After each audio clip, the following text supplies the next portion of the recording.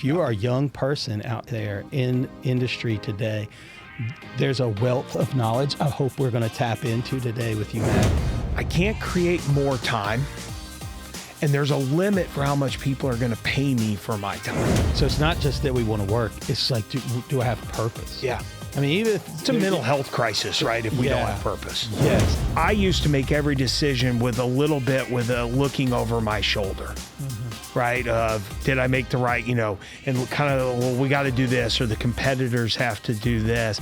I'll never forget my wife one day. I was really pouring over a really hard decision at one of my previous companies. And she walked in, and I was talking to her about it, and she could tell I was really pouring over it. And as she walked out of my office, she says, well, the good news is the victory's already won. Buckle up. This is What the Hell Do I Know with JB.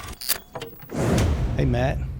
How are you doing? Glad you're here, bud. Hey, I appreciate you having me. I'm so glad we could get you in the studio. Yeah. We've got a mutual friend who I've had on the show, known him for a while. I kind of call him my booking agent now because he keeps sending me these great interviews. But Arlen's a connector. Yeah, super connected. He man. is. He really is. Yeah. And so he sent me your name, introduced us, and you had a LinkedIn page. And I mean, I was like, yeah, I definitely want to talk to this guy. And we have more connections than people know. But you're chief executive officer.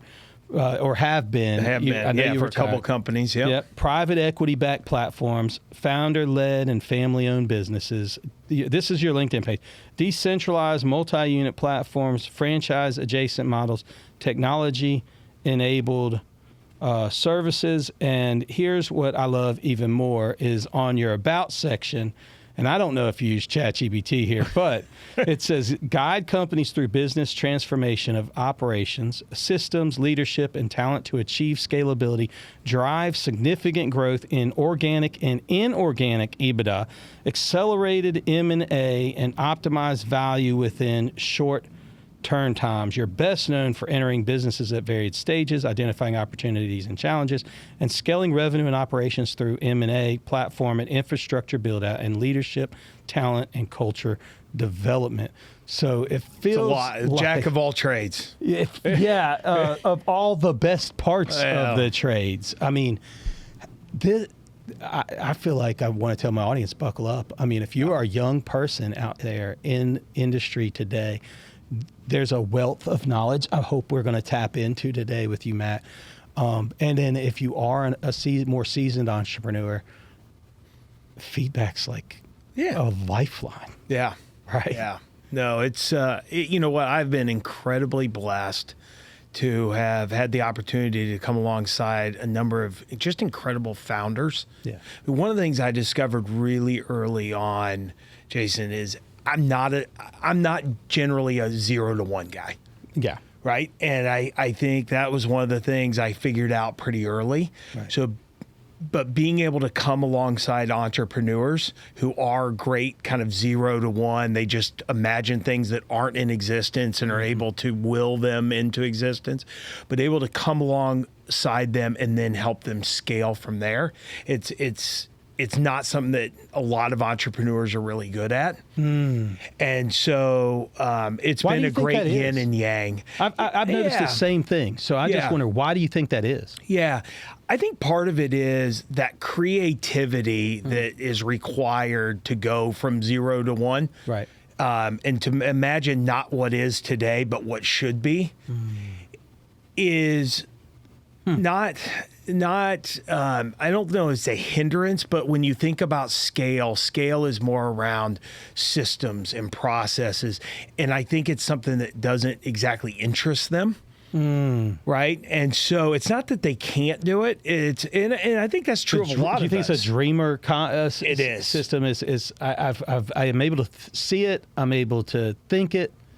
And they want to bring it to existence, and then they kind of get a little bit bored. They can even sell it a lot of times, right? Absolutely, because they're passionate. They're passionate, very passionate about. I don't know if you've ever read Traction. It's a business book, but and then there's a couple others that come after it, but the whole premise behind Traction is most great businesses, if you look back, over the last couple hundred years, but most great businesses have had a visionary, right, which is kind of that dreamer, and then they have what he calls an integrator. And that's the person who's really, when rubber meets road, like they're in every single day, actually bringing the visionaries' ideas to existence. And I think that I've played more of that integrator role. Yep. I respect the hell out of it. I tell you, the visionaries, it's amazing what they're able to do. And so I've just had a great opportunity to come alongside great visionaries and then help them realize their dreams. I want to make sure that if you like what we're doing, I mean, again, hit the like button, hit the subscribe button. You wouldn't believe that most of you, and I see it because you'll comment and you don't even realize that you haven't subscribed to the show. It is a free way to support what we're doing and the content we're putting out. So make sure that you hit that subscribe button right now. If you're dealing with a visionary and they have these creative, these dreams, these ideas, they've even gotten it a little bit of lift off the ground, how hard is it for them to realize that they're not great at execution? Because I've worked in this space a little bit before, and I feel like that's an error that these guys do, right? Yeah, I think you see that a little bit less today because I think the psychology of business is a little bit more researched, and we talk about it a little bit more. But absolutely, I mean, it is very uncommon for the person who started a company to still be with that company when it's doing, 25, 50, 100 million in EBITDA. Right. And now it doesn't mean they're not a part of the company. And I think it just comes down to one of the things I've realized is how self-aware they are is a good indicator of what's this journey really going to be like.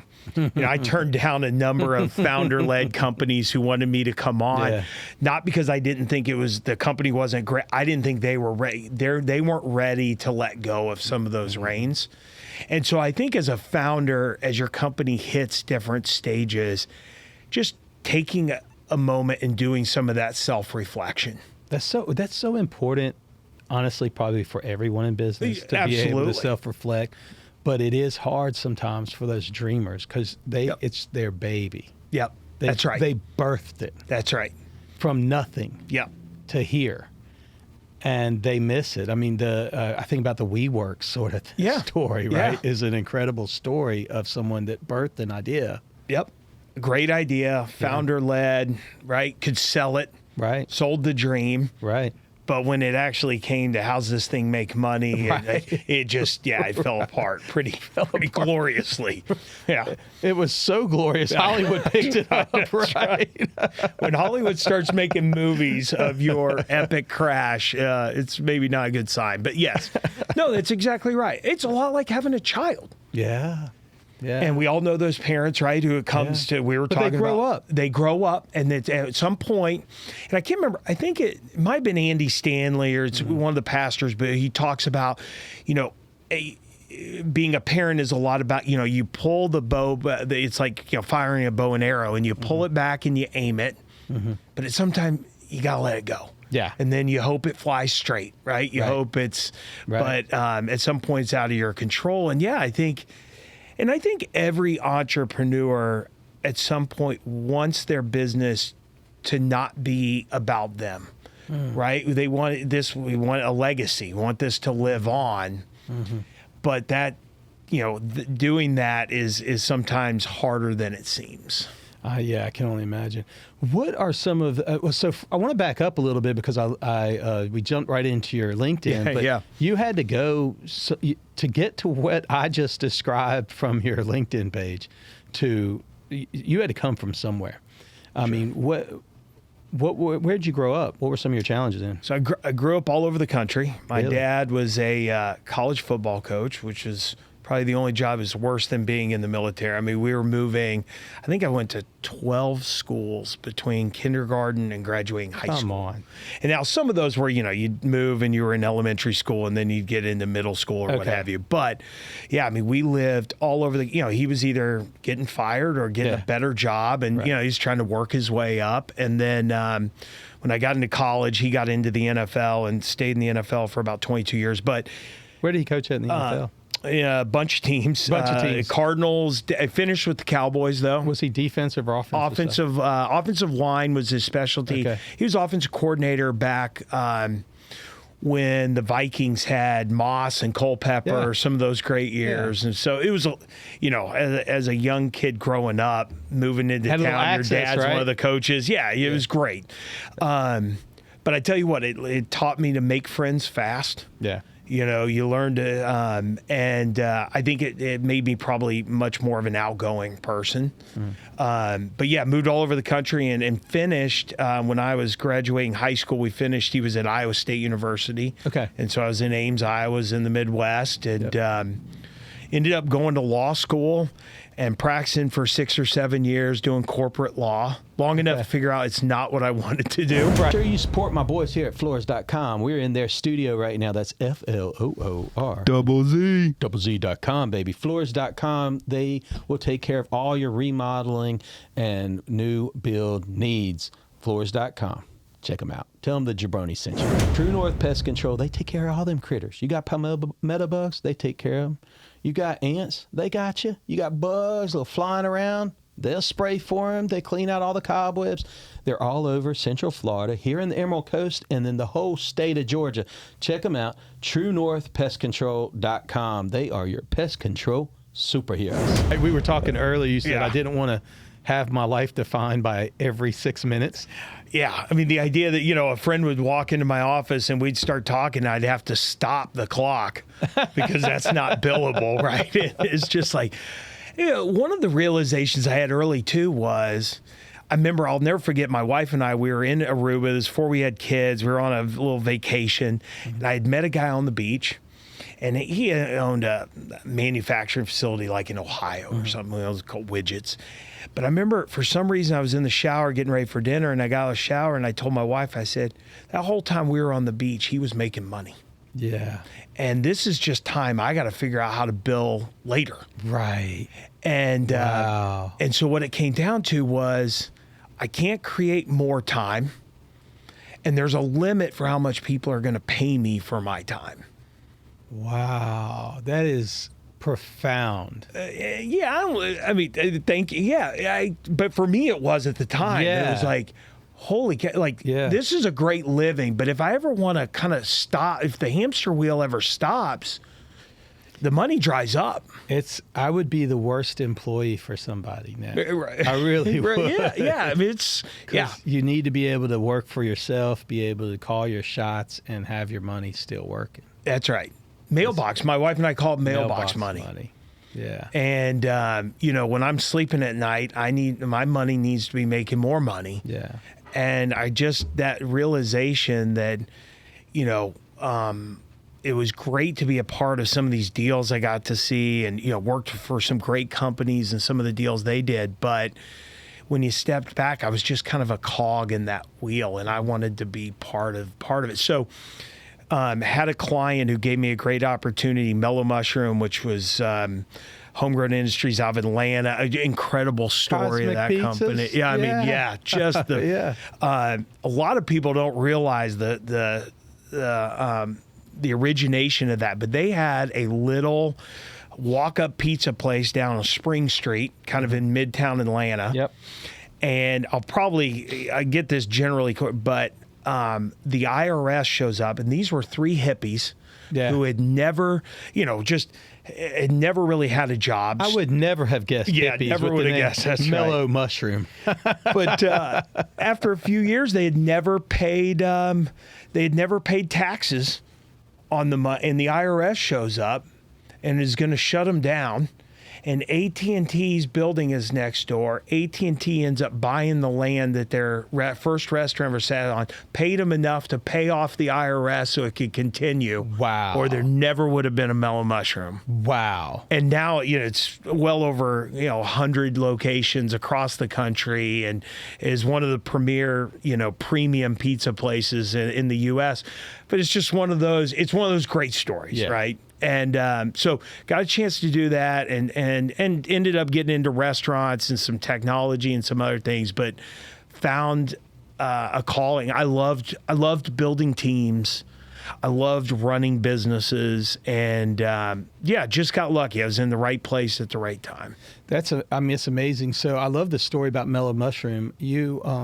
What's interesting also about your story is you also came on with Argon Capital, which is funny enough. We, my family, Danielle and I, we've invested in Argon Capital through another fund manager. Mm-hmm. And so I was very familiar with the name when you said it, and I thought, wow, these guys do incredible work. Incredible work. You guys, back when you were doing it, I think they're still doing a lot of this same work, finding, I felt like, incredible entrepreneurial opportunities that you could tweak, work, apply a different, criteria, and make the engine run faster. Yeah, Michael Klump started Argon Capital and really gave me. I've got to give Mike a lot of credit. Really gave me my first shot. I think I was 29. No way. When Michael Klump made me a CEO of a little small pizza brand he had hired me away from Mellow Mushroom. Yep. Okay. And I remember we had two guys that were on the board. One of them was Bob Leonard, who is an old, crusty restaurant guy. I mean, Bob had ran all of Mike's IHOps. So Mike owned, I think, a third of all the IHOps in the U.S. Right. And Bob had never even gone to college, came up through restaurants. And I remember Bob was like, we're not hiring a 29-year-old kid. And Michael Klump, that was a board of advisors. And he said, well, thank you for your advice. I'm hiring him. And gave me my first shot. But yeah, again, my Argon, great story of a group. They understood real estate really well, which is where Mike had made a lot of his money.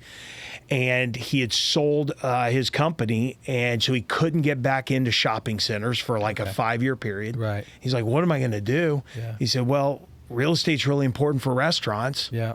So he started buying really good restaurant brands and and now they've expanded, I think, into, I think they have Planet Fitness, a few hundred Planet Fitness. Yeah. And so they have a great eye for really well-run brands that they can then, find own. Great operators. A lot of times it's great operators. Yep. What I noticed that I thought was incredible at the plan is, and I'm going to make it sound really simple because I know there's a lot in there, but it felt like great operators, and you change the straws. Yeah, that's right. Yeah.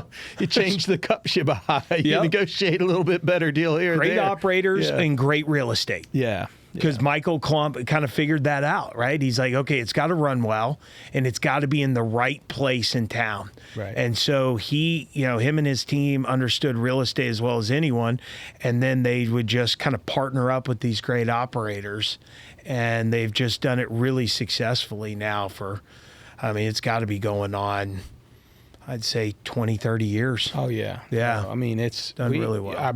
We've been investing with Argon probably since like 2010. Yeah. Yeah. I think Mike sold his real estate company like in that it was before the 08, kind of crash. And so I think it was 06. So 2010, you were one of the early ones probably at Argon. We jumped in and we've enjoyed the ride. Yeah. He's done very well. So, what are some of the headwinds you see in the market? Because, I feel like right now today there's a lot of uncertainty. It's been a minute since we've had an administration where we have had certainty. Yeah, and that's true. I always tell people I feel like it doesn't matter who's in office if we can just understand their playbook. Yeah. Yep. Usually you can ride whatever side of the wave you need to ride in the market or business or whatever. I always say Wall Street doesn't care if you're a Republican or Democrat. They just want to understand the rules of the game, and they're fine as long as it's consistent. When it's not consistent, however, and it feels erratic, and the news of the day continues to change, et cetera, et cetera. So is that some of the headwinds? I mean, what are some of the headwinds you're seeing right now in the market? Yeah, I think that is a big headwind that we've got. I think technology is also adding to that kind of uneasiness, right? You can see it in the Wall Street took a big dip about a month or two ago. It was like a one-day dip when there was a big article that came out about the number of jobs, white-collar jobs, that were going to be replaced. So I think around the AI, there is just still this question. Everybody knows it's going to be massive, but nobody really knows what that means and who it means it for. And when is it coming? That's right. Because look, we've all now been using ChatGPT for a number of years, and I think a lot of us would say, have things changed? They've changed, but not drastically yet. Yeah. So, I mean, working in media, I would say it's done wonders for me. Yeah. Being able to understand how to fix a camera or how to get into editing software, things that I would have normally had to hire someone for. Sure. That to me has done wonders. Yep. On that side. But I think for your everyday American, you're probably right. That's right. Yeah. And they keep hearing about it. And so now it's kind of become some background noise. But I think what a lot of people realize is it won't be a massive amount of change until the day it is, and it will be quick. Right? And so I think when you look across the investment landscape, they're trying to figure out, which industries are going to be insulated from this. You and I were talking earlier, the service industries, you've seen a ton of money, private equity money going into the HVAC roll-ups, right? The even the vets, right? Things like pest control. Things. Love my people over at True North. But that's right. That's right. Like AI is going to have less of an impact there. Yeah. But the professional services, the attorneys, some of that, it's going to have a massive impact. And customer service. That's right. Customer service. I'm seeing it already, but once these bots really learn how to talk like a human and think to a degree like a human, it's going to be scary. Yeah. Yeah.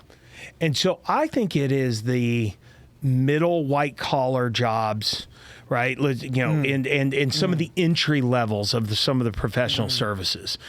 Young attorneys are really going to have a hard time getting a job because of what AI can do. And then I think what I would say the service level of the blue, the more hourly blue collar, but that service like guest services in hospitality and things like that.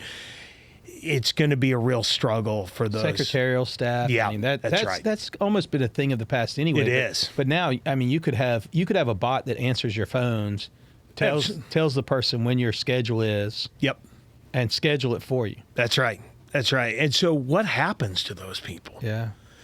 I mean, we've heard talks of kind of a generalized salary sort of thing. Yeah, kind of Elon likes to talk about the technology tax or whatever, where you're going to need to pay in and we're going to have to pay people. But the human condition, we want to work. I agree. We want to find value. So I don't know that even if we could come up with let's call it the $50,000 a year that we pay someone, like, people don't want to sit at home, right? They, especially Americans, right? Who are just going to go, great, that's $50,000. Now I'm going to go do something above and beyond. So I think what we need to do, I think we're going to have to tax, and I say tax, there's going to have to be a way to create a fund of money to help people, give people a leg up so that they can buy them some time so they can get into a profession, maybe that, or they can learn a skill that then will be really applicable in that new AI world. Right. I don't see it as a forever, we're just paying people to sit at home. So I totally agree with you. My wife and I talk about this all the time. That how there is that when I hear this thought that you would sit at home. Yeah. We think, what's your purpose? Yeah. And purpose is really something that we need. Yep. So it's not just that we want to work. It's like, do I have purpose? Yeah. I mean, even if it's a mental health crisis, right? If we don't have purpose. Yes. Yeah. Exactly. Yeah. And I think too, even if you have employees in your company now, and you've got to think like, am I giving them purpose, or am I just making a mundane task? Like I feel it's so much better for me to say, here's your job, or to say, this is why your job's so important to us. Your best employees want to know why what they're doing every day is moving the company forward. That's right. They want a big North Star. Yep. And then what you're doing is this piece of getting us to the North Star. And it's critical. They'll run through walls. It's critical for you. That's right. But the minute they think that they're, just a cog in the wheel, they just, they lose that sense. I love your use of the word purpose. That's dead on. Yeah. It's removed from how much I'm getting paid. It's removed from a lot of things. It's just core to us is, what is my purpose? Yeah. So I think that's some of the uneasiness that we see in the market. Yeah, that's interesting. The other thing, what is the deal? So my son has gone into the kind of the wealth management side of things, and he graduated. He graduates in May with entrepreneurship and a finance degree. Yeah. And he took all of his exams. There's a series whatever. Right, it's like 3 of them or whatever and that he's had to do. Tough today. Yeah. And he knocked them out over 3 months around Christmas break, and has already gone to work at a firm while he's finishing his last 3 classes. And so he's jumping into it. But he was telling me the other day that there is a whole a ticker or a stock, I guess, that like a fund you can invest in that plays from like the Republicans and the Democrats. Yes. And that they do really well. They do very well. I think it started with Nancy Pelosi, I think, was their first congressman where you could but yes, you can pick congressmen and just because they have to publicly disclose what they're investing in, and then it just allocates your money accordingly. Which is a sad statement about our government. Absolutely. Right. You just see inside information, and you're riding a wave. On both sides of the aisle, I do not understand. Martha Stewart didn't do this kind of thing. Right. On both sides of the aisle, you see men and women who come into public service making, I don't know what our congressmen make now today, but I think it's like $200,000. Yeah. And they leave 10, 15 years later, multi-millionaires. Yeah. I think Harry Reid was another one. Yeah. Where if over his 40 years, somehow he took a $200,000 a year job and is now a multi-millionaire. I think $30 million or something like that. How does that? And so I guess if we're not going to police it better than what we have been, then just allow everyone else to do it too. I'll throw up the ticker tapes for you guys watching. That's right. You can jump on those mutual fund or that fund. You can buy it today. Yeah. But yeah. No, it's but I do think, within investment too, it'll be interesting to see what AI does. Mm-hmm. Because, I feel like it's the next wave. I mean, there's going to be winners and losers. There is. But even having AI now just run my portfolio and move my stock daily, almost day trade for me, it's not there yet. But I also said that I wouldn't let a car drive me around, and my Tesla. Wow. I've almost fallen asleep at the wheel now. I trust it so well. So it does not take long before, so that'll be interesting because then AI is going to start picking winners and losers. So which will create a different for like your financial planners and wealth management and things of that nature for sure. So I think really what, the value is going to be in these wealth managers is training the large language models that then they use to make the decisions on how to invest the money. Gotcha. So I still, again, the human component is still there. It's just changed. Yeah, you may not need the staff, certainly the staff support in No, those positions that you right. once needed. But you wouldn't still need got to have the brain power behind it. to ask the right question. To ask the right prompt it questions. right. What's the data sets we need to educate this model with? And that's where Elon, I know, is the AI, the computers will take over. I mean, part of this area I do still take some comfort in is there is still a skill in training up these models. Yeah. And tweaking them, right? And I think that's where we got to get. 100%. Yeah. Well, and I nothing against Elon Musk. Obviously, he's been able to figure it out. But I do put him in the category of the dreamers. Yeah. Oh, I do put him in there. 100%. And Tesla is still a company that hasn't made $1. That's right. And so you've got to understand. I mean, he's one of the best salespeople and dreamers that I've seen for sure. Yep. And so you have to kind of remember to filter that a little bit. Somebody usually, when they come to me and tell me they have an idea that this is a disruptor idea, I always tell them that disruption and destruction are really close cousins. Very. That's a great way of putting it. That's right. That's right. And the disruptors don't always make a lot of money. Right. So, understanding what our end goal here is. Look, what I love about Elon is he truly believes that the work he is doing is going to save humanity. Yeah. At his core. Yeah, I think you're right. I think Elon could lose every dime. Right. I think you're right. And be sleeping on a friend's couch and be just as happy as he is today. He's probably sleeping on a friend's couch now. He probably is anyways. I think that's right. Yeah. But, he wants to help us. If you look, his boring company, because he thinks we're going to have to live underground in Mars because it's too hot on the surface. Right. His, obviously SpaceX. Yep. The batteries of Tesla and what all we're going to do with that. So I do think understanding what you're in, what that vision is and that ultimate goal is. I respect the hell out of Elon Musk, but I don't want to be Elon Musk. Yeah. Right? I'm glad there's people like Elon, Yeah. I guess, in the Sure. world. Yeah. Sure. So as an operator and the skill set that you found yourself in, what are some of the challenges that you see, just as we've identified for dreamers? What are the challenges for someone who finds themselves like, I'm an executioner? What are the things you need to be aware of in that? Yeah. Look, if I was talking to, I've got young kids right now today, and one of the skill sets that I feel like is drastically missing from some of the younger kids coming up today is what I would call leadership and the ability to effectively manage people.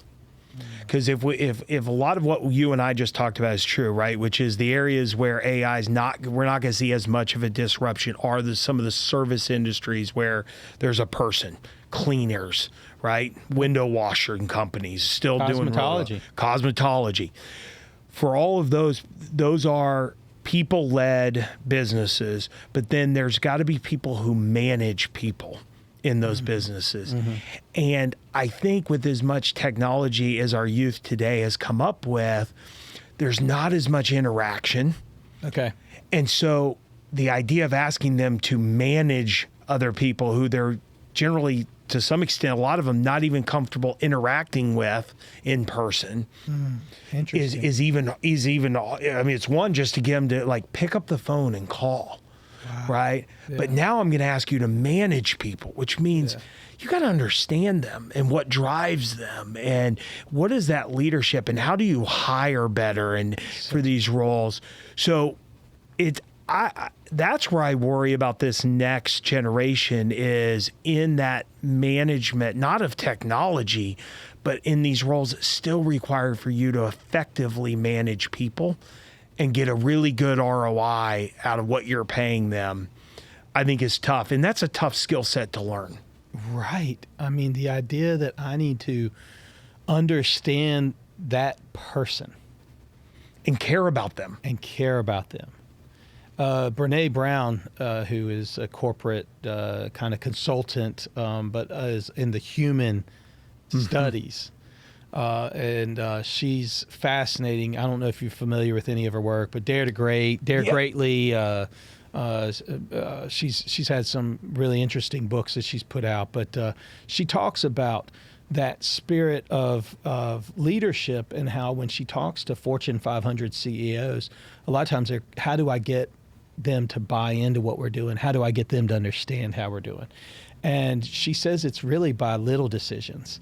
You know, that it's very hard for someone to stand up and say, hey, this is the direction of the company that we're going in, and I need you to trust me. Yeah. That's very hard to do. But if every day you go by somebody's desk and you say, well, how's your mom? You know, how's your dad? How are your kids doing? How was so-and-so's soccer game? Yeah. Or how, you know, you've gotten all this trust and this buy-in by these little bitty things that you did consistently. So then when it's time to stand in front of the team and say, this is the direction we're headed in, you got credibility. they're already there. Yeah. They were already there. Yeah. They're going to run through that wall. Right. That's and I've a couple of those books I've heard. Another one that kind of came to mind was Radical Candor. Yeah. Which is I love, and a lot of people, I feel like it got weaponized a little bit for a while, where it's just like They all do. That means I can just tell my employees whatever I want, right? I'm being radically candor. But in there, she is very clear that in order for it to work, you've truly got to care about your employees. Right. And why they're here and who they are and what their dreams are. Yeah. And, you know, one of the things I learned early on was I was always that kind of type A go-getter. And so when I started managing people, anybody who wasn't looking for the next promotion, I thought they were lazy. Yeah. And I didn't, you know, what I came to realize is, no, you need a great mix of people who, some people are, they've found their role and they are going to be the greatest tight end that the world's ever seen. They don't want to be a quarterback. And that's okay. Yeah. But I know a number of folks that I've met in my journey of life that do an incredible job in their role. That's right. And they might be in middle management, they might be at entry level, they may be higher up, and they execute really well in what they do. And what they love is that they execute 9 to 5. Yep. And it gives them the ability freedom to go Yeah. and to their children's games, Yep. to have a weekend, to take a vacation, and they are super comfortable in that world. And I think, too, it's important to note that sometimes the same person, based on the season of their life, may be a role player, and then in a different season, they may be the person. If I've got a 12-year-old and I've got 6 years before she goes away to college, you know what? I may be in a season of my life where I want to find a good role I can play at a great company, and I can do X, Y, and Z better than anybody else. But I don't need the next promotion. I don't need more work being put on my plate for the next 6 years. Then she goes away to college. So, but in order to know that, you've got to know your employees. Where are they in life? Do they have an aging parent who for the next 3 years, they're going to need to be the person taking care of them? Get them in the roles where they can do that, still feel great about what they're doing every day. And they're going to be there in that next stage in life when they get out of that and they want the promotions. Yeah. And I tell you what, you want to create loyalty. And I think a lot of employers today complain about how, kids today, they don't want to stay in the same job. I don't know that there's enough looking in the mirror going, well, why don't they want to stay with you? Yeah, that's a very interesting comment. I mean, I tell young people that traditionally right now, the state of companies, and that's not every company, I'm not speaking for every entrepreneur and every CEO, but they don't care about you. And so, and there is, I think it'll change because that's what the market does. It'll fix itself. But the ones that figure out how to care about their employees, and they have great ideas, great product, great execution, and care, they skyrocket. Chick-fil-A. Go try to steal an executive from Chick-fil-A. I've tried, by the way.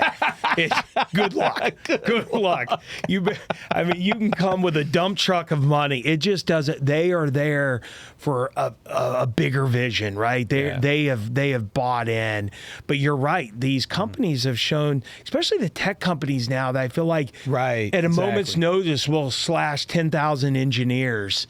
Yeah. And you go, okay, well then don't complain when your engineers are jumping ship. I tell people that. Yeah, that's what I say. Yeah. Exactly that. If there's a bigger bag to get and you're inside that world, go get it. Go get it. Go get it. Because I don't that's the way blame these you. companies are They're gonna treating do it to right you. now. They are. They're going to do it to you. They are. And so now, again, the more that continues to happen, where this kind of corporate trade over of ideas and thinkers, that'll sort itself out. It will, because they'll figure out like, okay, well, I guess we can't behave this way. We see it. I mean, you've seen it across history, right? In the corporate world. I mean, the pendulum swings and it comes back. Yeah.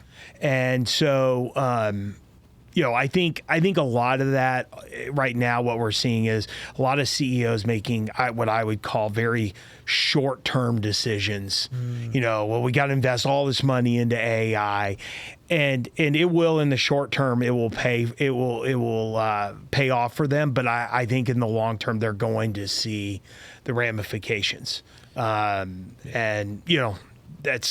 Those are tough decisions those CEOs are making. Those really are. You bring up a good point, because if you're in a leadership role and you're trying to play, because you need to understand, how you got where you are, and why, and what your why and your what and your for, and execute it really well. Whatever those questions you need to answer, but you do have to look at the future, and if you look at it wrong, it could be the end to you. It's one of the reasons you will never find me in a publicly traded company. And I learned this early on, but, I think that one of the problems we've got, and there has been some movements to do away with quarterly reporting. I actually think too many decisions today by our publicly traded companies are made based on, because I have to report every single quarter.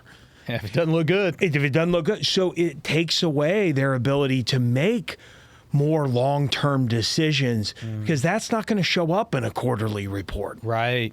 Yeah, dumping $20 million into AI. That's right.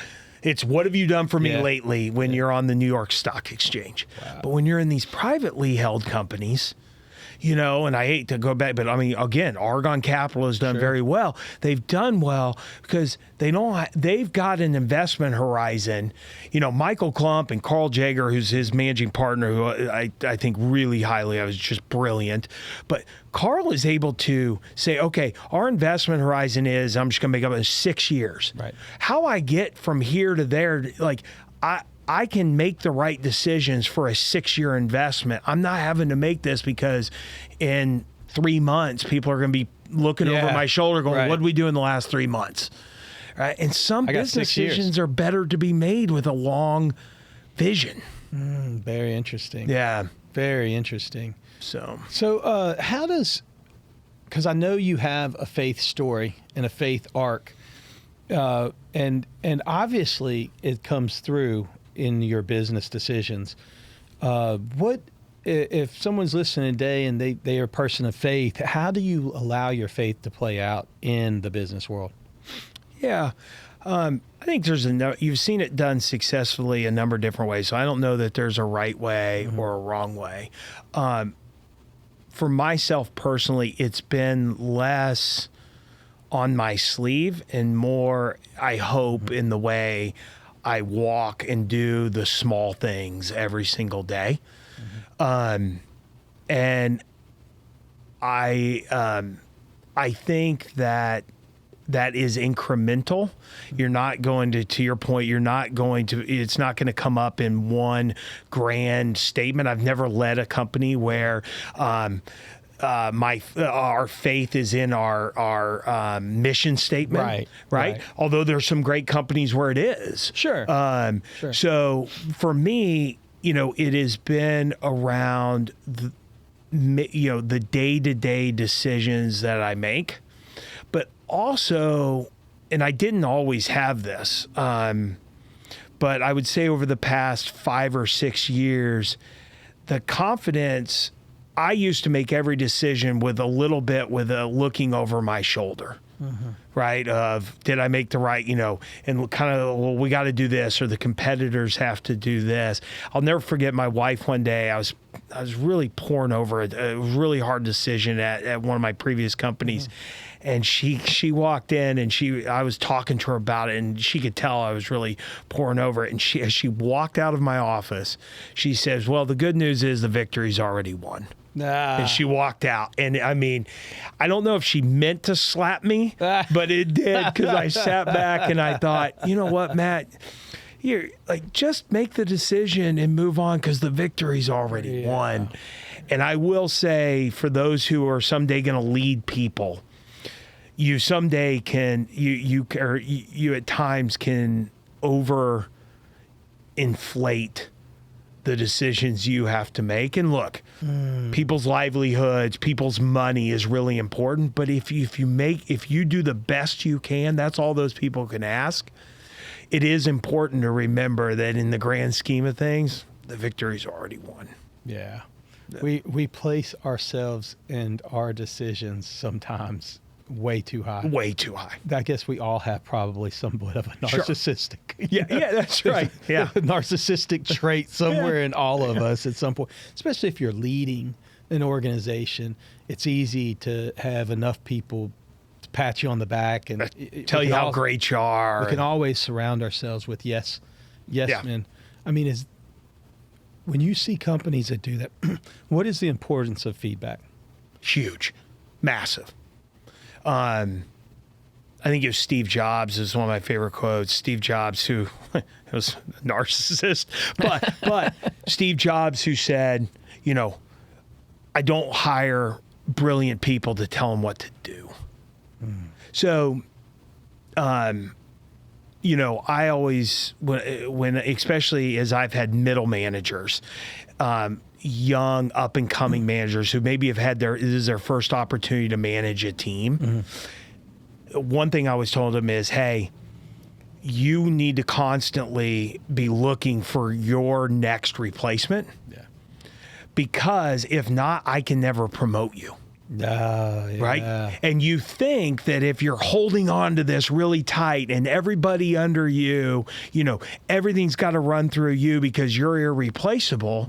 Okay, well, then you're irreplaceable. Yeah. Which means you can't move up. You can't go up. You can't go up. And so the ability, I think, to identify great talent and bring them up, and I often, one of my past companies is run by the woman who was my COO. And is probably one of the things I'm most proud of is when I left that company, they didn't go outside. Yeah. And so I think being comfortable enough in your skin to say, hey, someday one of these people may actually be my boss, and I'm okay with that if it's what's best for the company. But that's tough to do. Yeah, that is hard to do. And it can be really hard depending on your age too. Yes. Because the young people are coming through. That's a tactful thing. I can remember early on when I was in companies and a young person, because you think you know everything when you're young. That's right. And you could be, and to a degree, if you're a really smart thinker, you could probably do 5 different jobs. You may look at a problem totally different, and that's fresh for a company. Yep. And so I saw it in my own career, the ability to move through organizations, but I don't know if I was cognizant enough of those people that were older than me. And how that made them feel. Yeah. In my last company, we had 40 plus brands that we ran all over the country. Some of them doing 9-10 million in EBITDA. So they each had presidents who were leading them. But those presidents were usually very young presidents. Like this might have been their first or second role as a president. And one of the things we would, often talk to them about is how, when you're thinking about talent, are you thinking about it from a perspective of what should it be as far as that role as it's currently being done, or what should it be for what you want that role to be? And I think we often, the stupid sports analogy, we skate to where the puck is, not to where it's going. Yeah. And And it's just tough. I think a lot of that comes in, and look, hiring is hard. And that's another thing I don't think we're training a lot of these young people up to do, which is like, how do you identify great talent? What does it look like?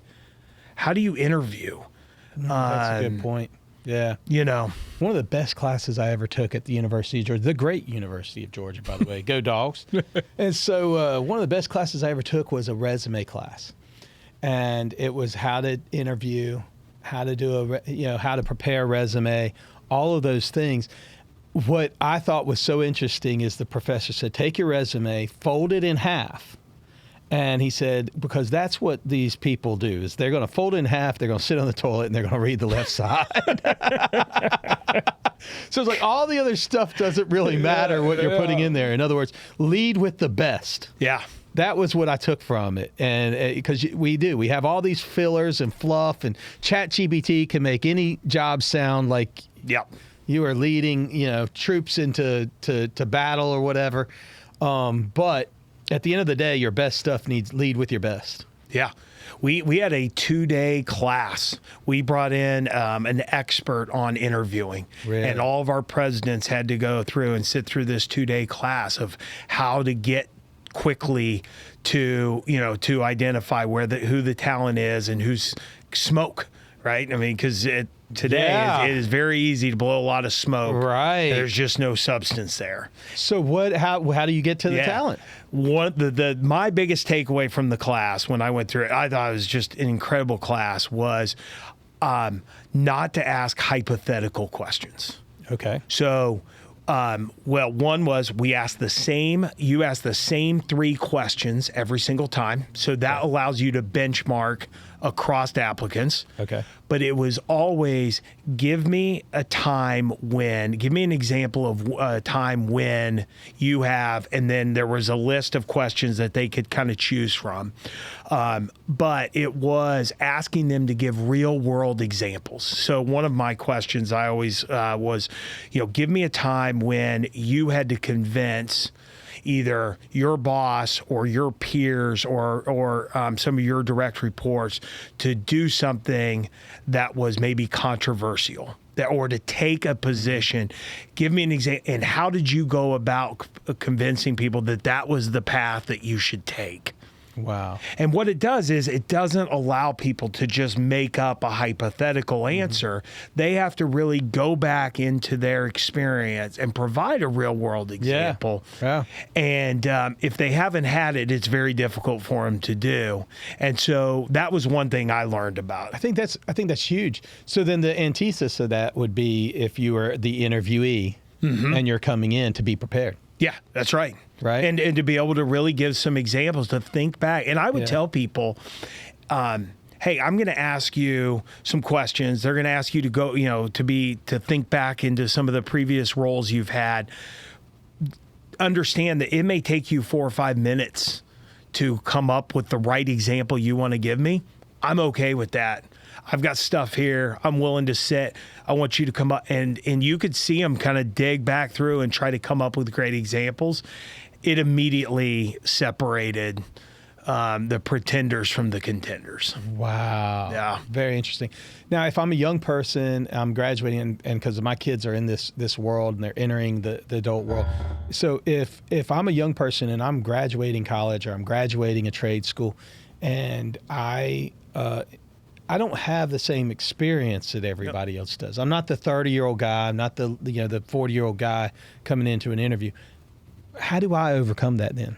Yeah. So I would tell people in the interview too, hey, these don't have to be professional examples. If this was you when you were on your lacrosse team in high school. Okay. So I think kids today come out and they think, well, I don't have any real world experience. You got a ton of it, right? It just may not be inside the business world, right. But you've been a leader. Yeah. Right. In your school, in your church, in your on your athletics team.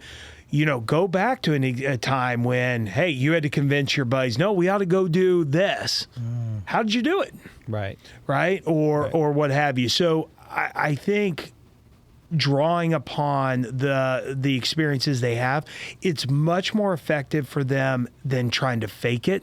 Because that person interviewing you knows, they can see on your resume you just left college. Yeah. So don't Right. try to be who you're not. Right. But Right. give them examples. Hey, I had a summer job. Right. And we were doing this. And I thought, well, hey, if we bring out the dough 45 minutes earlier, won't we be able to prepare? Like, it shows logical thinking and things like that. I put a system together when I was washing the dishes. That's right. Yeah. That's exactly right. Or And we got done an hour faster because of it. Yeah. Dad wouldn't let me go down to Cancun with the team, so I put together a 12-page PowerPoint, and I walked him through why I needed to be in Cancun for spring break. Right. That's great, and it's real. Yeah. Like the person sitting on, they forget they were in high school too. Yeah. Right. Yeah. And trust us, for all the young people out there, when you're 49 like I am, high school still feels like it was yesterday. Yeah. So I can remember. Yeah. Yeah. I remember a lot of the good times. That's right. That's right. All the bad. I've hidden the bad. Yeah. Because those are there for sure. Absolutely. So if you are a young person, we're talking about a lot of the youth. My audience is kind of that 18 to 44, so we run a nice arc. Yep. Probably 85% of my audience. But I love talking to young people. That's the future of, for me. I mean, at some point, I'm going to stop even doing a podcast. Yeah. So it's the future for sure.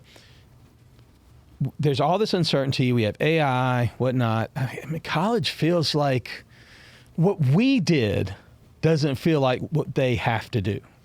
You know? Yeah, absolutely. I mean, I have a daughter that was at University of West Florida, and she did 2 years for an AA, but she came with a PowerPoint presentation of why she hated college, why she felt like her job, she was going to have a degree in marketing, why that wasn't going to be good for the future, and that she's a creative and she wanted to go into cosmetology. And I told her, I said, you had me at hello. You had me on the first slide. Yeah. I didn't even need the PowerPoint presentation, Yeah. And so she's finishing up her Paul Mitchell in Alpharetta at the salon there, at the school there. And I thought it was a great decision because, to that point, marketing and AI, I mean, I think that's what, I think everyone can see the writing on the wall with marketing. I mean, you could go to ChatGPT right now and tell you to give you a great Instagram post, and they would probably pull up an entire artwork for you if you describe it. I just built a logo for a little startup that we've got, and I'm not going to through chat. Yeah. So it's there. Yep. Yeah. So what would you tell that person about college? What would you tell? I mean, what would be the, because I think that especially your small colleges that don't have the endowments that some of these large ones have, I think we're going to see an absorption of colleges happen in the next 20 years anyway.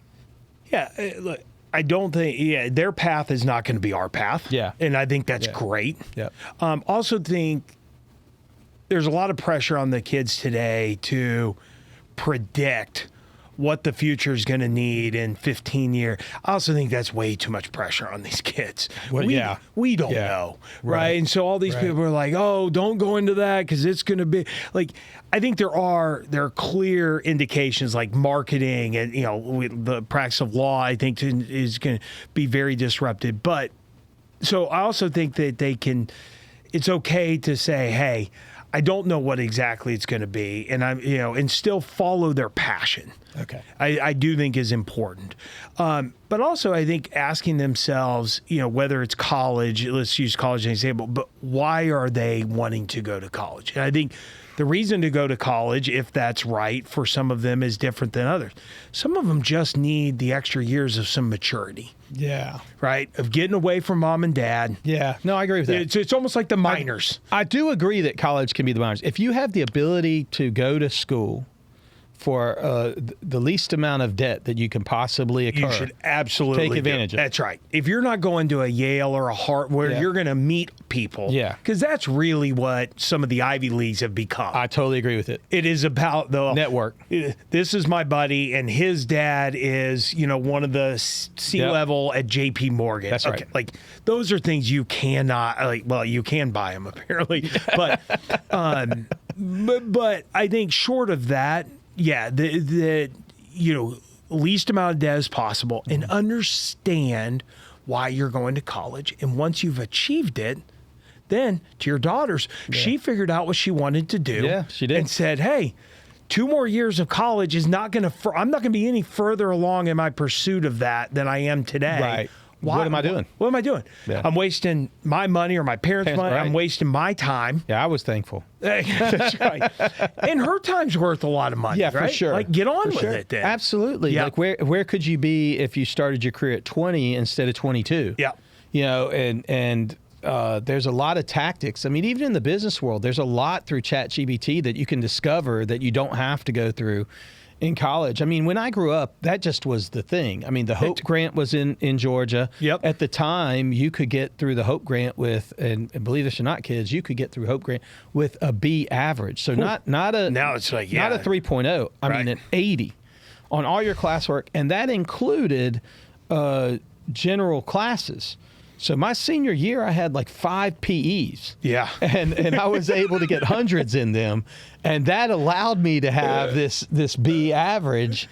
And so I had this free tuition. I mean, it wasn't 85%. It was free tuition. Yeah. I think I graduated the University of Georgia with $10,000 in student incredible. loans. Yeah. I mean, which It's unheard of. First off, it was a lot less expensive, but Sure. I also didn't have to take almost nothing. I still have my law school debt. Yeah. Even though I could pay it, like the Right. interest For the rate. interest rates. Yeah. But to Yeah. your point, I'm not practicing law anymore. And sometimes I go, Yeah. man, was that a good use of ROI? But it was kind of like, I think kids today too, they get in, and props to your daughter, they get in, and for me it was a little bit of this, like the fear of going back to my parents after a year of law school and going, This isn't right. this Yeah. isn't right. I think kids today, like, you should still, I'd encourage them, go have that conversation, because you're losing time. Yeah. You're wasting money if that's not the right path for you.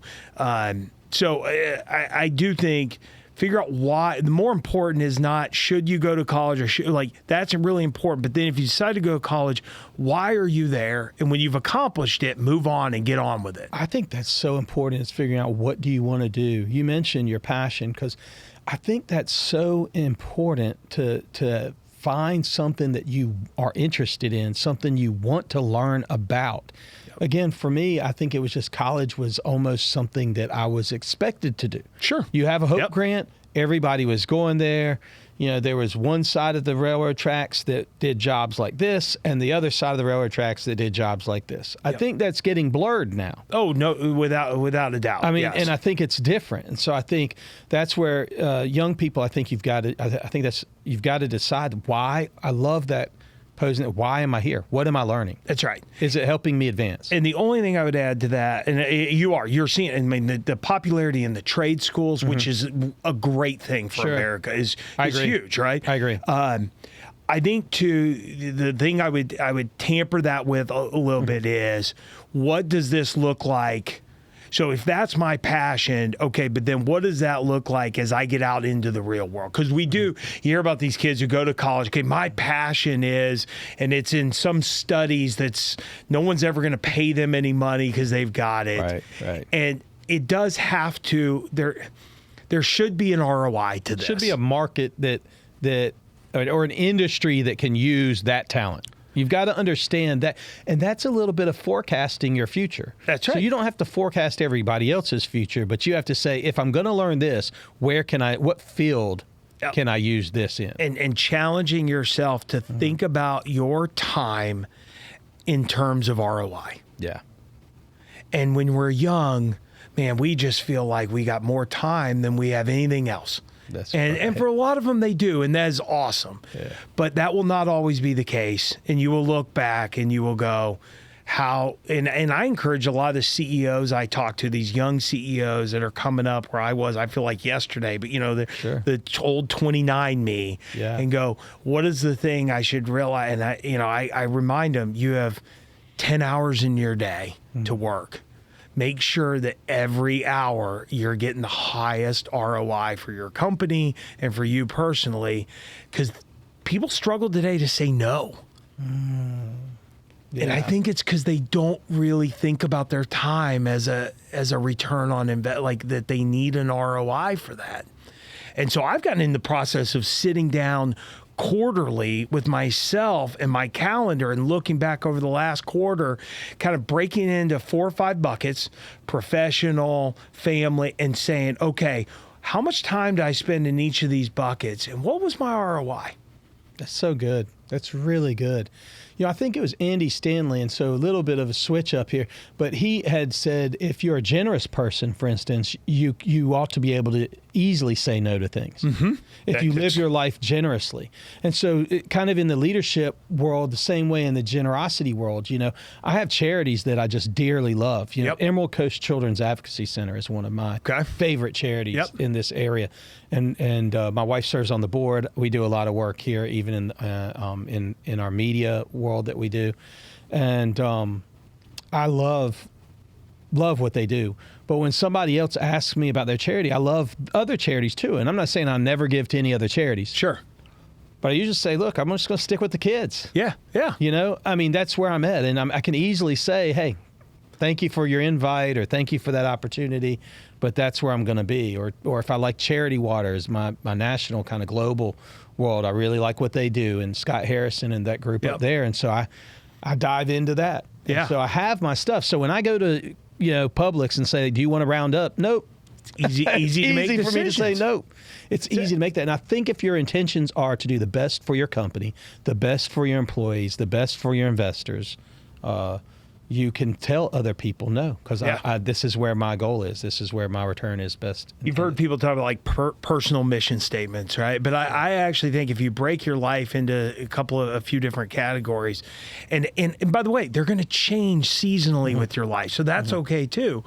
But think about, you really will have kind of your own personal mission statement for your family, right? For you yourself personally, and like, how much time are you going to spend working out? And, and I've gone through times in my life where that wasn't real important. I've gone times where it was, and that's okay.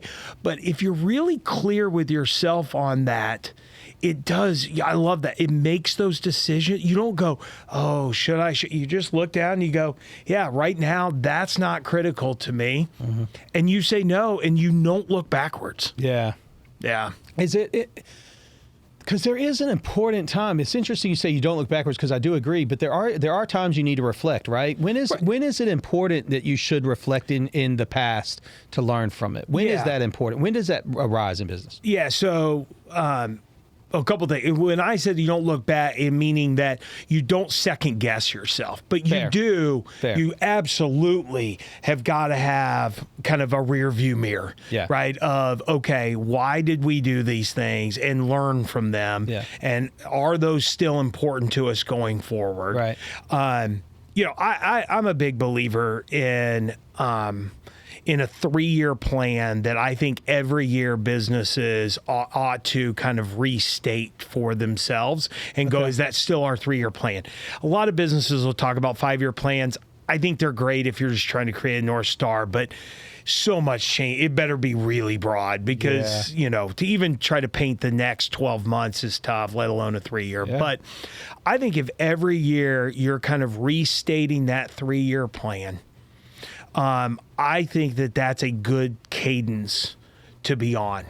I think anything short of that, of 1 year, doesn't give you enough time to get traction, to understand, are we on the right? So, anything short of that is too short.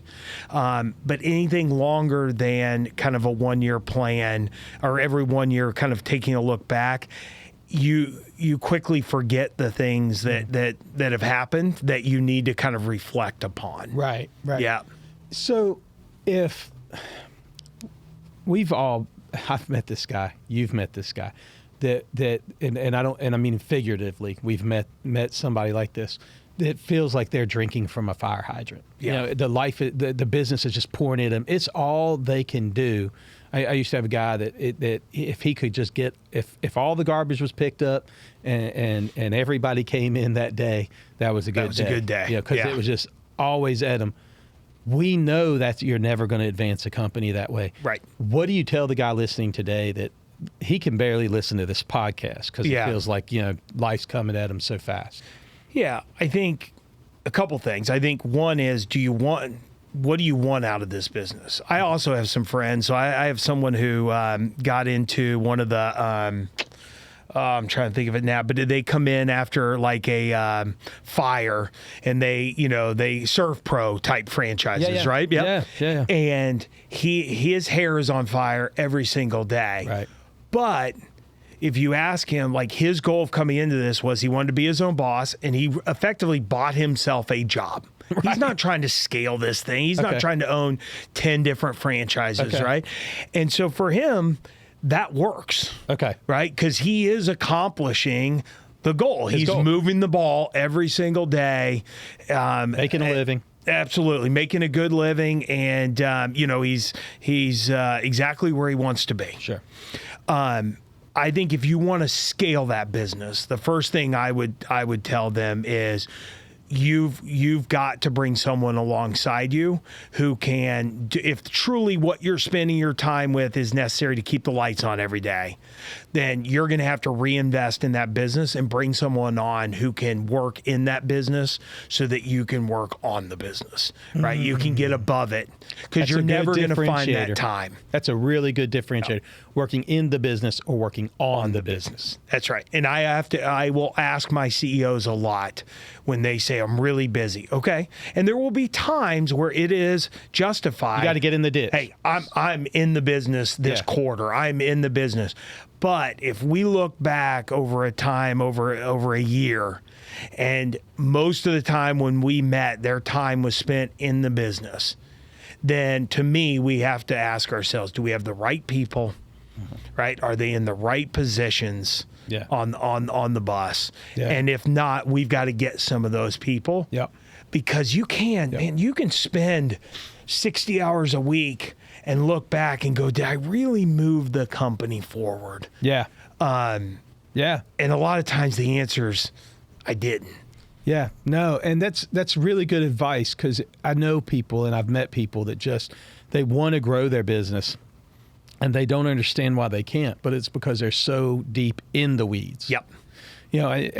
What I would tell that manager that was always, if I got the garbage up that day, I said, you got to stop being, the firefighter. You got to learn to be Smokey the Bear, and prevent forest fires. That's right. Why are these fires? Why do they continue to come up? And a lot of times I find they're not even really putting out the fires. Mm-hmm. They're kicking enough dirt on it. It's still smoldering over there, but they run over here, and eventually I'm like, wait a minute, wasn't that the same fire we were talking about 6 weeks ago? Yeah. Why is that still a fire? Yeah. Sometimes, like you said, you've got to take a look at, do we have the right people in the right place? Are the systems there? Yes. Do we understand what's happening? Yep.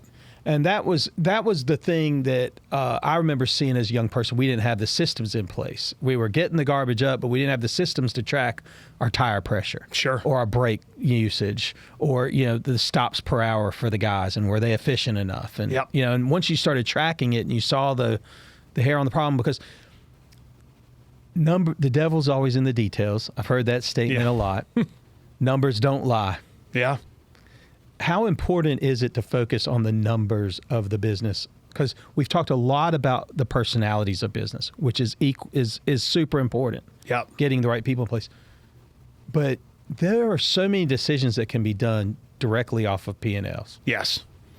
I think business intelligence and analytics is and data is probably one of the areas where AI is making the biggest, by leaps and bounds, just being able to analyze massive amounts of data. Yeah. And I think connecting things that maybe seemed unrelated, and at least, kind of bringing those to the forefront. I find that the bigger problem today that businesses have is not that they don't understand that the devil's in the details. It's one of two things. One, their data is not in a format of where they could actually make actionable decisions. Yeah. Because you hear a lot of people like, we just need data. Yeah. Okay, but like, how's this data being stored? Is it organized appropriately so that you can actually Garbage in, garbage out. That's exactly right. and you'll get you'll get into somebody's P&L and you'll go, what's going on? Well, that's not really that number in here. Like, okay, well then we ought to just like. What are we doing here? What are we doing? Yeah. So is the data good? And then the second question, if the data is good, I always ask them, how certain are we that these are the right KPIs? Because it's amazing the number of businesses that hit 8 or 9 of their 10 KPIs. And help the audience KPIs, help them understand. Yeah. So, we use a lot of business acronyms. Sure, and people don't catch it. Key performance indicators. So to me, this is, and here's an old mentor of mine gave me this analogy I thought was great. If you were on a desert island, you had to run your company, and once a week, a bottle washed up on shore, and it gave you 7 numbers. And from those 7 numbers, that was all you got. You didn't get to ask questions. You didn't get anything else. You had to then write on the backside of that paper exactly what changes you wanted made in the company. You put it back in the bottle and you threw it out in the ocean. And a week later, it came back with those same 7 numbers every single week. What would the 7 numbers be? Gotcha. Right? And so for me, if you are hitting your KPIs, you're hitting those 7 numbers, but the direction of the company is not headed in the direction you want it to be, I would tell you probably aren't looking at the right 7 numbers. Those are false indicators of success. There's also false indicators of failure, by the way. Sure. Like where some things are off and yet we're still okay, well, maybe that's not really that important. Right. Interesting. And so figuring out, really spending some time and going, what are those 7 numbers that are crucial that I could run this business by? And if they vary, important. Why? And good or bad? Well, right? Yes. What it does is it tells you, where should I dig in? Where should I spend my time? If in 1 week, so in my previous company, every department had 3 KPIs. We had 4 departments, so we had 12. We would red, green, yellow. That's how we start every executive meeting every Tuesday. Okay. And they just had to tell me on track, off track, right? And that was the red and the yellow, red and green, or yellows. We're not sure. We're not sure. And look, 1 week of red, a couple weeks of yellow. That's not a big deal. But when you start seeing a trend, that tells you as the CEO, hey, I need to spend more time with this department head. Why is this consistently off? And what's going on here? But it allows you to not try to be focused on 12. Because I tell you, if it was green, I didn't look anymore. Right. The department head had it. Yeah. Now, they also didn't get to pick theirs. We got together and decided what their KPIs were. Right. But once if I was comfortable on that KPI and it was green, it told me, hey, Matt, you can go spend your time elsewhere. Right. Frees you up. It does. Yeah. You know what the areas you've got to do. Yep. And so that's another thing, entrepreneurial. We used to have a saying in our company that was, I've got to figure out what's right. And a lot of that was something we added on for the human element instead of starting with what's wrong. Okay. So a lot of times it'd say, hey, these are things I think you're doing well. Yep. Then we would turn our attention, these are the things I think need to improve, the what's wrong. Then it was, how do I fix it? Yep. And then obviously execute, let's fix that, let's see it at work. And then we'd say start over.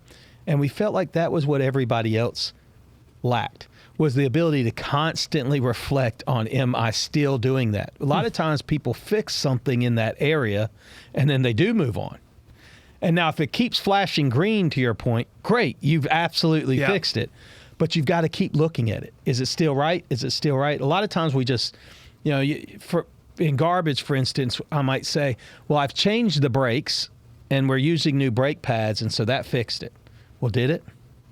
Did I go back and check it? Did I look at it 6 months later? Remeasure. Did I remeasure? Your start over. Yeah, is remeasure. That's my start over. I like that. Yeah. And that's something I think is something that feels like people aren't hitting a lot sometimes because we think it was really good, And it may have been right, but not. It didn't get you 100%. Right. If we went back and remeasured, we went Right. from 50 to 80. Okay, but we're still missing a 20 that's not around the brakes. Right. Is it the way we're routing these guys? Do we need to train our drivers to Right. drive better? Right. Yeah. Well, customer I like service that. was big too. We were heavy in customer service. You wouldn't think anybody would call your garbage company, but they do. Yeah, sure. Yeah, They yeah. do. Lots of calls. We had huge departments of customer service. And so sometimes we'd tweak how we would answer the phones, or we would tweak how we would sell something. And so you would think, okay, that fixed it. Well, did it? That follow-up was always so important to me. Was so important that you continue to see those measurements. And you guys kind of have it in by when you do fix it, you those were still your KPIs. Yep. That's right. And so you were obviously following up by saying, is it running green or did it trip red again? You know? I like that because you're right. In hospitality, for example, where I kind of come from, we talk about guests who silently quit us. Right. So, to your point, we fixed the problem. Well, how do you know? Well, we didn't hear from them anymore. Well, that does not, because I can tell you, I'm a silent quitter. Yeah. I'll tell you when I'm upset, but then if it doesn't get better, I just kind of plan my exit. Yeah. Yeah. You're not leaving a Google review. That's right. I'm just not. We left, we've got a little boat over here and we switched to marinas. Yeah. And I remember the marina manager said, well, Mr. Loney, you never came, we never, no, I did. It was a year earlier and it never got fit. I'm not going to come beat down your door. Now, some guests will, right? Yeah. But to your point, if you're not going back and measuring again, you may be lulled into a false sense of security. Yeah. That the steps you're taking are actually fixing the problem. I love that. Right. Yeah. Right. It's just a circle back around. Yeah. And you've got to look at all your departments at some point in time, several times a year, or several times a quarter, whatever it is, whatever's right for your business. I didn't do the red and green and yellow, but I like that too in your KPIs. I really like that with your numbers, because that's a real quick indicator and something you can really follow along. I think that's a great idea. Yeah, I think figuring out not every job, I think some are, but most jobs, there is a number that someone can own. I had a friend who ran a very large hospitality company, and I was asking him about one of his KPIs, but it was at a really low level. But he was talking about his customer service team, and theirs was 3 rings. One of their numbers was 3, and he goes, we figured out that if we answer within 3 rings, that the customer's happier. How about that? And I'm like, how about, so that, man, that place lit up when that phone call before it ran, so like figuring out what are those, and then it allows each of your team members to own their 3 things. And so we would cascade those 3. So it'd be 3 for my department heads, but then the people below them had 3, and those 3 kind of rolled up to that department head's 3, and it kind of went all the way down. So everybody knew, you could almost map why that number you own is important all the way to the really big number. That's very interesting. When I was first starting out, I did lots of jobs. I obviously worked on the back of a garbage truck. I bagged groceries. I did all those things. But I remember a job waiting tables. And there was a place called Damon's Clubhouse. Okay. And it was in Atlanta, and it was one of those deals that had 5 screens on the TVs, and at every table had a speaker. Okay. And so you would turn it to the TV. It was playing. So it was kind of like an upscale sports bar. Yep. They call it. And it was tiered. So you would have tables down the bottom, booths on the next level, and booths on the third level. So it was a very unique concept. It's not around anymore. But what I realized about my managers in it as I waited tables is they would get on to me about greeting people in a certain amount of time. But if I left a beverage nap on a little square beverage napkin on the table, even if I was busy, if I just put 3 or 4 and say, I'll be right back, and there's they knew, they felt like they had been recognized. And my managers were like, that was what they were looking for. So there was a key indicator for them, was that they needed that. For them, they wanted that customer greeted within a certain amount of seconds. Yeah. So even if it was just hey, I'll be right with you. And I'd lay my beverage net down. It would keep them off my back, for the greeting. We used to say in restaurants that within the first 3 minutes of a person walking in, they've already decided whether or not the food's good. Wow. Because, and it's a little bit of a play, but it's kind of like, hey, is it clean? Was I greeted? Right? Was I seated as quickly as I could be? Like all of those things, all of a sudden now the food tastes a little bit better, but those things go bad. That's so true. Yeah. Wow, that's so true. Yeah. Yeah, y'all kind of hit it with that. Because now I'm thinking back to my experiences now, and I'm like, that's right. I mean, you can overcome it, but it better be the greatest steak I've ever had if everything before that was just, poor. Yeah. So, Matt, you've worked at Mellow Mushroom. Mm-hmm. Were you the president there? No, I think I was vice president and general counsel. I just exited the practice of law. Okay. Yep. So, and then you've IHOP? Yeah, well, I was a CEO it was a Stevie B's Pizza, which was a brand we bought that competed with CC's. Okay. So it was like a super regional brand in the Southeast. It was kind of a CC's competitor, low cost. Went from Mellow Mushroom, which was very kind of premium pizza, to more of a buffet. Okay, and then did you do anything with the IHOP group or no? So Argonne owned Stevie B's, and then we owned IHOP and some other. Because you've worked with a lot of brands, is my point. You've worked with a lot of brands. I've worked with a lot of brands, or with Argonne, kind of within that group, having some a lot of the brands you've worked with. So they had IHOPs. Yeah. We bought, I think at one point, 150 or so Applebee's. Yeah. On the Border was a brand that Michael Klump bought. Of course, our little, just now I blanked it, but it was, we were talking about earlier, moved from Chattanooga, the little Crystals. Yeah. It was like White Castle for your side of the Mississippi. I always tell my friends up north, I'm like, Crystals. They're like, what? I'm like, White Castle. They're like, oh, okay. Bag of Crystals. That's right. Yeah. So those were the primary brands that we had. Now they've gotten into a lot more, even outside of restaurants. But you worked with a lot of brands, figuring out how to elevate them, had quite the career. You're not done. You're telling me about it. We won't talk about your side project, but you're still doing stuff even in this kind of quasi retirement. Got into tech after restaurants, which I really liked. It was more of less of a true SaaS platform, but more of tech-enabled services. It's the largest provider of guest experience activities to the vacation rental industry. So platform that would connect all the local dolphin cruises and all that with these vacation rentals. So guests could book all their activities and stuff. So it was a lot of fun. Did that for 10 years. That's amazing. Yeah. Yeah. And that's what brought you down here then. That's what brought me to Destin. And now my wife has told me this is as far north as she will ever go. That's great. That's great. Like, you realize it's tough to go much further south. So quite an arc of a career. Yeah. Working in M&A, working in these brands, working in tech. You've got quite a grasp on a pathway that a young person or even a mid-level manager could make it to the top. I've been asking almost everyone this season this question. If you could go back in time, is there a discipline in your life or something you've added on? Maybe it's an ethos, maybe it's a discipline, maybe it's a new attitude, maybe it's something that you've done now that you wish you had started doing when you were 20 or 25, personal or professional. Mm-hmm. What would you tell that person? What would you go back and tell them to do? Professionally, I would spend a lot more time understanding talent and talent management. Okay.